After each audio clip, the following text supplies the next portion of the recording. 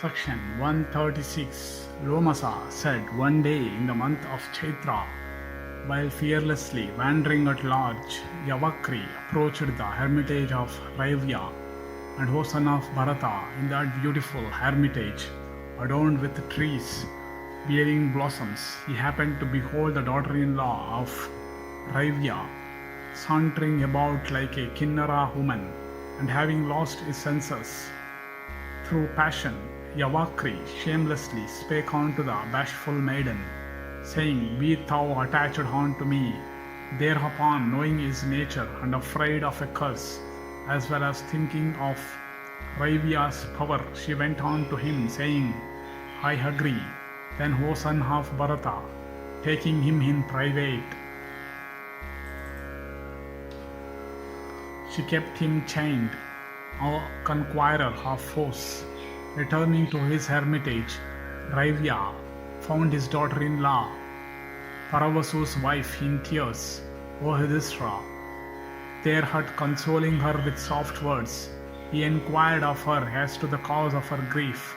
Thereupon the beautiful damsel told him all that Yavakri had said unto her, and what she also had cleverly said unto him.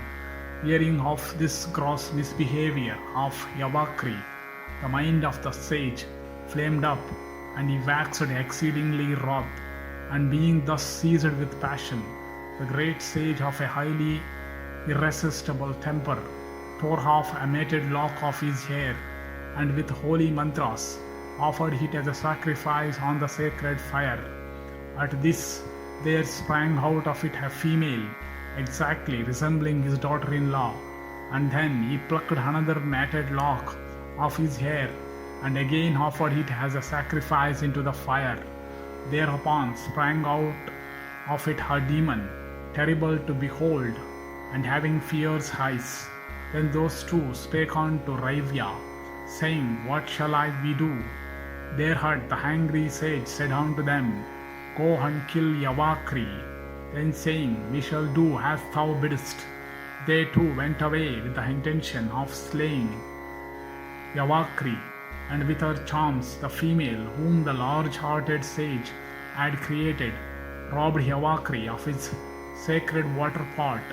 Then with his uplifted spear the demon flew at Yavakri when he had been deprived of his water pot and rendered unclean, and seeing the demon approach with uplifted spear for the purpose of slaying him, Yavakri rose up all on a sudden and fled towards a tank, but finding it devoid of water, he hurried towards all the rivers, but they too were all dried up, and being obstructed again and again by the fierce demon, holding the spear, Yavakri in fright attempted to enter into the Agnihotra room of his father, but there, O king, he was repulsed by a blind Sudra warder, and he remained at the door, grasped by the man, and finding Yavakri thus grasped by the Sudra, the demon hurled his spear at him, and thereupon he fell dead, pierced in the heart.